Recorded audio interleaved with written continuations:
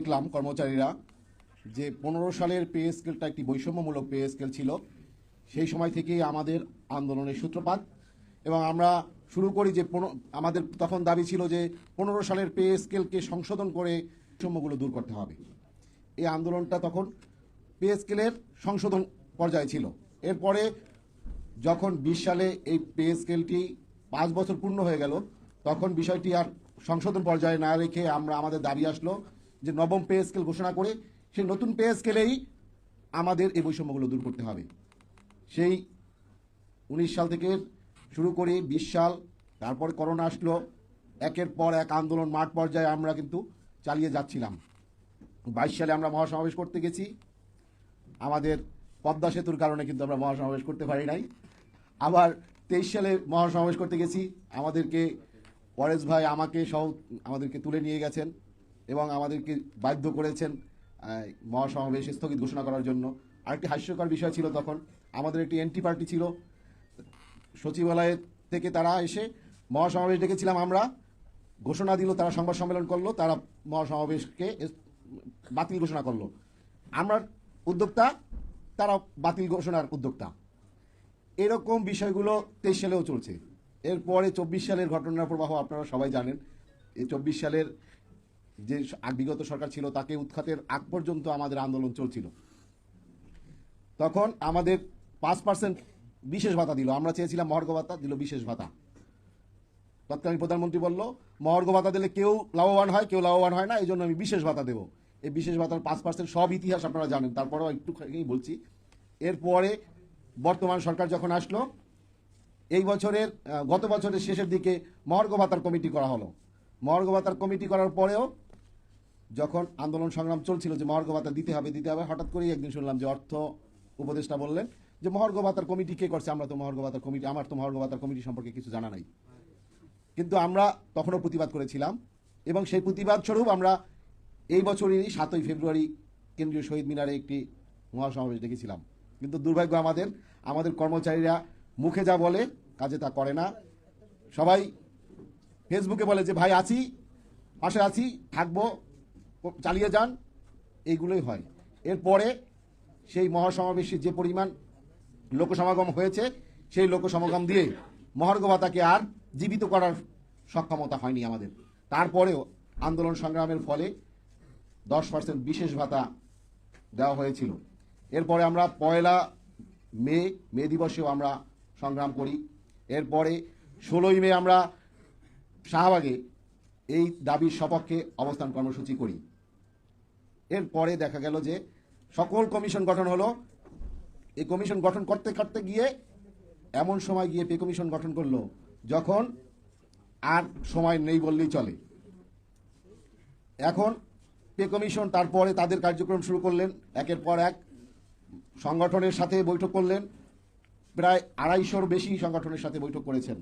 অথচ আমরা যখন এখন আন্দোলনে আছি, এখন দেখা যায় 30-40টার বেশি সংগঠন নেই।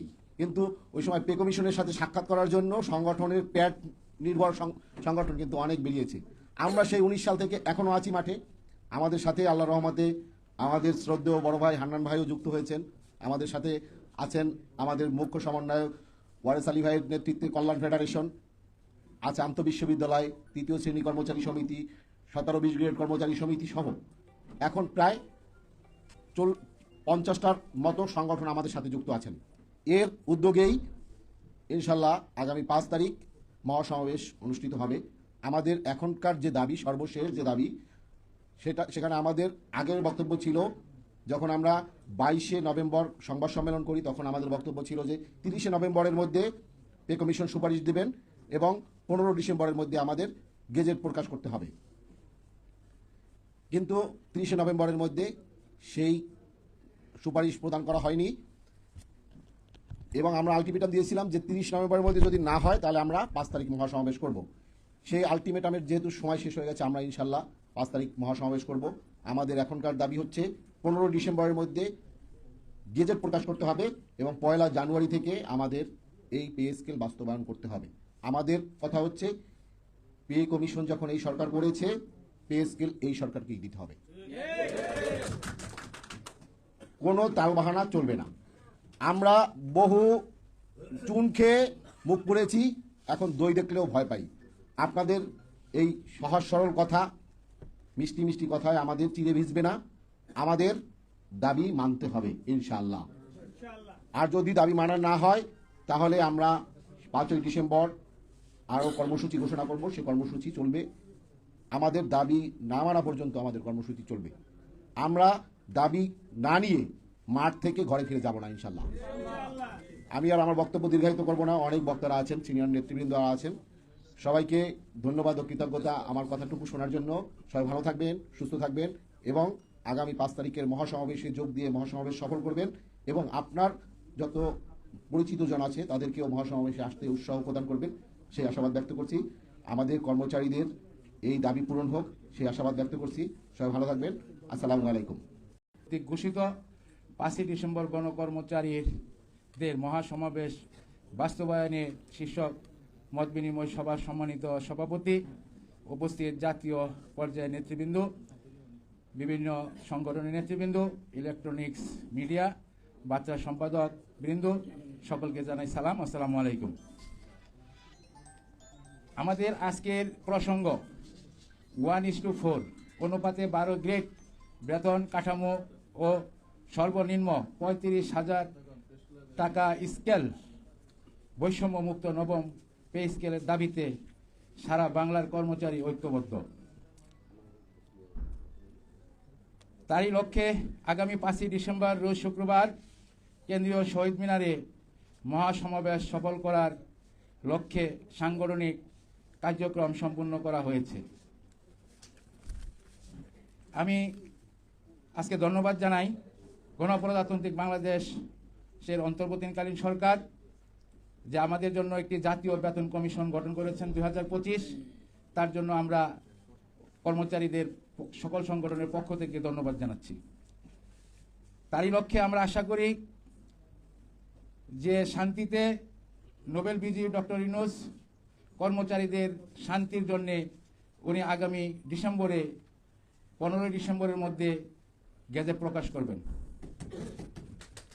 আমি আরেকটু কথা বলতে চাচ্ছি, আমরা বিভিন্ন বার্তার সম্পাদক বা ইলেকট্রনিক্স মিডিয়ায় জানতে পারছি সচিব মহোদয়গণরা কিছু সংখ্যক সচিব মহোদয়রা বলেছেন উচ্চ বিলাসিতা আকাশচুম্বী পে স্কেল দেওয়া যাবে না। আমি সেই সচিব মহোদয়ের উদ্দেশ্যে বলছি যে আমরা আকাশচুম্বী বা উচ্চ বিলাসিতা পে স্কেল চাই না, আমরা চাই বৈষম্য মুক্ত একটি পে স্কেল। সচিব মহোদয়রা অবগত আছেন যে বৈষম্য কোথায় রয়েছে। আপনাদের কাজ করি আমরা কর্মচারীরা আপনাদের কাজে সর্বোচ্চ নিয়োজিত আছি। আপনি আমাদের অভিভাবক হিসাবে অবশ্যই অবগত আছেন যে বৈষম্য কোথায় রয়েছে। তো সেই বৈষম্য বের করে আমাদেরকে একটি বৈষম্য মুক্ত মানসম্মত একটি পে স্কেল আপনাদের সহযোগিতা কামনা করছি। উক্ত মহাসমাবেশে গণপ্রজাতান্ত্রিক সকল কর্মচারী গণদের অংশগ্রহণ করে মত প্রকাশের জন্য অনুরোধ করে আমি আমার আলোচনা শেষ করলাম। সকলকে ধন্যবাদ। আসসালামু আলাইকুম।